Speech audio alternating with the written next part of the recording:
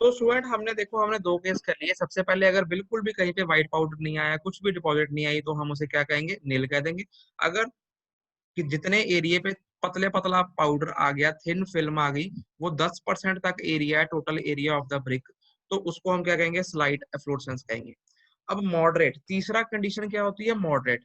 हम moderate efflorescence कब कहेंगे, when there is heavier deposit, जब ज्यादा डिपॉजिट व्हाइट लेयर की हो जाती है, covering up to 50% of the brick surface. मतलब ब्रिक का जितना सरफेस एरिया है, आधी ब्रिक मतलब 50% ऑफ द ब्रिक जौन सी है उसके ऊपर पतली फिल्म बन गई है। पतली फिल्म, थिन, जौन सी थिन फिल्म है 50% of the area, 50% of the area तक जौन सी बन गई है, पर उस पे जौन से बहुत ज्यादा पाउडर वगैरह नहीं बन रहा, तो उसको हम कहेंगे मॉडरेट एफ्लोरेसेंस।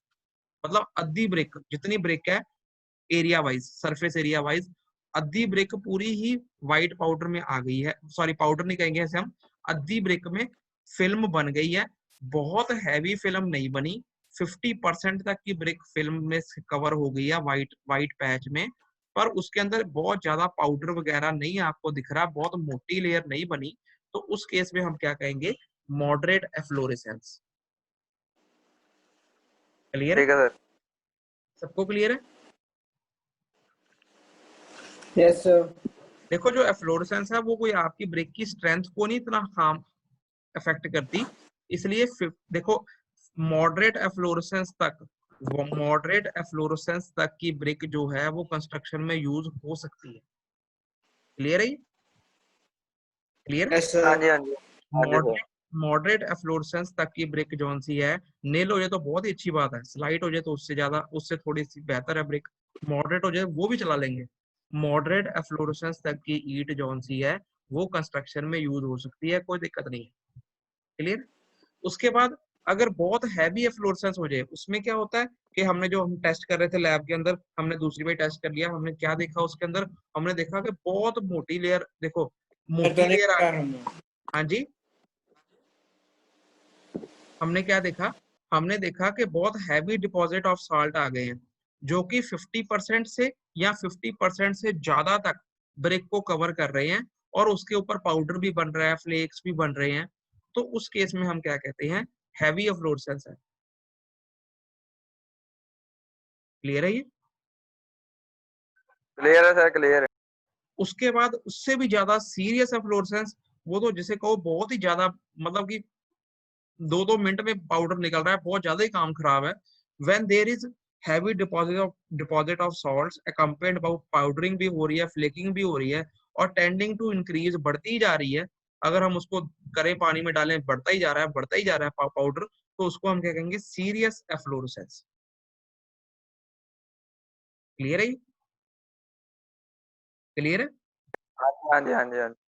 अभी नीचे क्या लिखा है, the bricks subjected to heavy और सीरियस एफ्लोरेसेंस, वो ब्रिक्स जिसके अंदर हैवी और सीरियस एफ्लोरेसेंस होती है, should not be used for engineering works.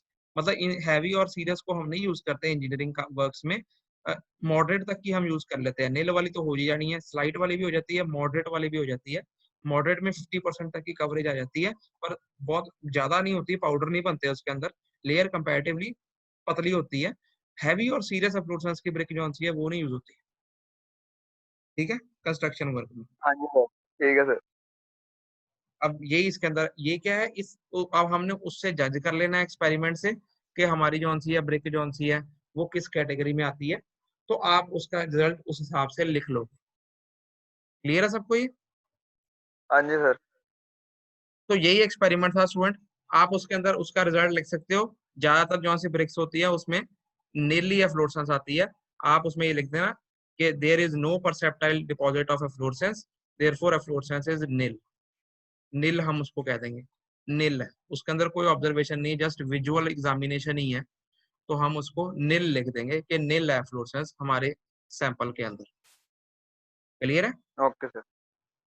तो इस तरीके से आपने स्टूडेंट जौन सा ये है, आपने ये वाला प्रैक्टिकल जौन सा है सारा, तीसरा प्रैक्टिकल जौन सा है वो आपने अपनी कॉपियों में लिख लेना है। क्लियर है। तो सर ठीक है। अब स्टूडेंट मेरी बात सुनो, देखो पहला प्रैक्टिकल हमने किया to determine the compressive strength, वो तो आपकी बुक में प्रिंटेड भी है, जिन्हों आपने उसमें से लिख लिया। दूसरा एक्सपेरिमेंट का जौन सा हमारा एक पार्ट था to determine the water absorption, वो भी आपको सारा प्रिंटेड मटेरियल आपको सारा जौन सा है मिल गया। अब इसी के साथ क्या लिखा है उन्होंने सिलेबस में, to determine the water absorption and efflorescence. अब एफ्लोरेसेंस के लिए आपको अलग से प्रैक्टिकल लिखना पड़ेगा, to determine the efflorescence in bricks. Clear है? क्लियर है? ठीक है सर। तो अब स्टूडेंट देख के लिखोगे कहाँ से, उसके लिए मैंने आपके लिए थोड़ा सा ये ढूंढा था। तो आप क्या करना है, मैं आपको ये डाल दूंगा गूगल क्लासरूम के अंदर। क्लियर है? Yes sir. इसके अंदर लिखा है, ये यस आपको सर। कहीं, आपको ना आपकी बुक्स में कहीं मिल जाए तो मिल जाए, यही लिख लेना, ये इसको लिख लेना। एम क्या है हमारा, determination of efflorescence in bricks. Clear है? सही है यस सर। सही है। उसके बाद क्या है, अपरेटस। अपरेटस में क्या लिखना, शैलो फ्लैट बॉटम ट्रे, जैसी आपकी फोटो में दिखाई थी ना मैंने, है ना, व्हाइट कलर की ट्रे। Yes sir. हाँ जी हाँ जी हाँ जी। उसके बाद डिस्टिल्ड वाटर, और उसके बाद मेजरिंग स्केल। ठीक है ठीक है? सर। और डायग्राम बनाओगे तो इनके तीनों के डायग्राम बना ही लोगे। एक एक ट्रे हाँ बना जी देना, एक एक एक बीकर के अंदर पानी बना देना, उसको लिख देना डिस्टिल्ड वाटर, और एक स्केल बना देना फुट्टा जो आपके पास होता है, उसके अंदर शो कर देना 25 mm को मोटा लिख देना, बोल्ड कर देना कि 25 mm तक हमने लेना होता है ना, 2.5 सेंटीमीटर तक। इनकी फोटो बना लोगे सिंपल, वो तो बना ही लोगे। हाँ जी सर, राम। हाँ बाकी यस भी बना सर। लोगे ना। हाँ जी। फिर उसके बाद आ गई यस सर। थ्योरी। ये थ्योरी जो मैंने आपको समझाई थी कि ब्रेक के अंदर क्या होते हैं, ये देखो, ये हार्मफुल सॉल्ट्स होते हैं, सल्फेट्स या सोडियम पोटेशियम के। ये सॉल्ट्स अगर ब्रेक में प्रेजेंट हो तो वो पानी के साथ डिजोल्व हो जाते हैं, जब पानी के कांटेक्ट में आते हैं तो ये आउटर सरफेस में आ जाते हैं। तो ये जो हमसे होते हैं in the form of white powder आ जाते हैं, तो जिससे कि ब्रेक, ये जो ब्रेक जो सी है वो, उसकी फिगर खराब हो जाती है, डिसफिगरमेंट हो जाती है। तो इस फिनोमेना को क्या कहते हैं, एफ्लोरेसेंस। ये थ्योरी है। ठीक है? ठीक है सर। ये थ्योरी आप लिख लेना। ठीक है? ये थ्योरी पढ़ी जा रही है ना सबको? हाँ जी हाँ जी। ये मैं गूगल क्लासरूम में ये पेज को डाल दूंगा। ठीक है? फिर ओके सर। थ्योरी के बाद स्टूडेंट, फिर आपका आ जाता है प्रोसीजर। प्रोसीजर आ जाता ना, हाँ जी प्रोसीजर। सर हाँ जी। प्रोसीजर के लिए स्टूडेंट, ये ये जो मैंने आपको पेज दिखाया था ना, ये इसके अंदर ये लिखा है मेथड। ठीक है? ये जो हाँ मेथड जी। है, ये प्रोसीजर है। ये सारा, ये ठीक जो पैरे के फॉर्म में लिखा है ना ये इन्होंने, ये प्रोसीजर है। ये आपने पॉइंट ठीक है वाइज सर। लिख लेना इसको, 1 2 3 4 5 6 7 8 पॉइंट बना लेना इस पैरे को। ठीक है सर। ठीक है। इसमें यही लिखा है जो मैंने आपको समझाया कि हमने 5 ब्रेक ली, उसको पहली बार पानी में डुबोया, फिर दूसरी बार डुबोया, फिर उसको विजुअली चेक करा। ये सारा इसके अंदर यही लिखा हुआ है। तो इसको आपने मेथड को, ये वाला पेज भी जो सा है मैं गूगल क्लासरूम में डाल दूंगा, उसका नाम दे दूंगा प्रोसीजर। तो ये मेथड को आपने पॉइंट वाइज प्रोसीजर की फॉर्म में लिख लेना। क्लियर है? Okay sir. उसके बाद नीचे ये भी सारे लिखने हैं कि ये सारे, ये पांचों के पांचों, nil, slight, moderate, heavy, serious, right side पे आपने हाथ से लिखना है सारा कुछ ये। ठीक है? ठीक है सर। और फिर उसके बाद रह गया हमारा रिजल्ट रिमार्क्स।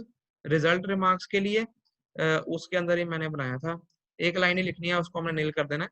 ये नीचे मैंने लिखा है रिजल्ट, दिख रहा सबको ये? हाँ जी। तो इसमें क्या लिखा हुआ है, in our sample the percentage area covered is nil. Nil. ठीक है? Therefore efflorescence is also nil. ये हमारा रिजल्ट हो जाएगा। Okay sir.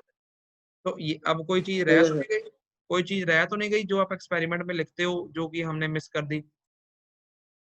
क्योंकि ये एक्सपेरिमेंट जो आंसर है स्टूडेंट, ये आपको एज सच अलग से आपकी जो प्रिंटेड कॉपी है उसमें भी नहीं लिखा हुआ, हमने चेक कर लिया था, आपकी किताब के सर पीछे भी। ऑब्जर्वेशन। हाँ जी। Observation sir. इसमें ऑब्जर्वेशन यही है, बस रिजल्ट ही लिखना है इसमें, यही रिजल्ट ओब्लिक ऑब्जर्वेशन, पहले ऊपर यही है ओके इसमें। सर। ऑब्जर्वेशन विजुअल ऑब्जर्वेशन है, तो यही है इसमें, ऑब्जर्वेशन भी यही है। हाँ जी। तो इसके अंदर क्या कहते हैं आप, मैं क्या बोल रहा था, ये आपको ना आपकी ना आपकी प्रिंटेड कॉपी में लिखा हुआ है ये ईगल वाली, ना ही आपको ये बुक के पीछे मिल रहा है, कहीं आपके चैप्टरों में लिखा होगा। तो मैंने ढूंढ ढांड के खुद लिख लिया, आप यही लिख देना जो मैंने पेज निकाला है उसमें से प्रोसीजर निकाल देना, और इसमें से ये सारा थ्योरी वगैरह ये लिख देना, डायग्राम खुद बना देना। क्लियर है? हाँ जी सर, क्लियर। तो Yes, sir. ये हमारा तीसरा एक्सपेरिमेंट स्टूडेंट, इसी के साथ जो सा है हमारा जो तीसरा एक्सपेरिमेंट है वो कंप्लीट होता है।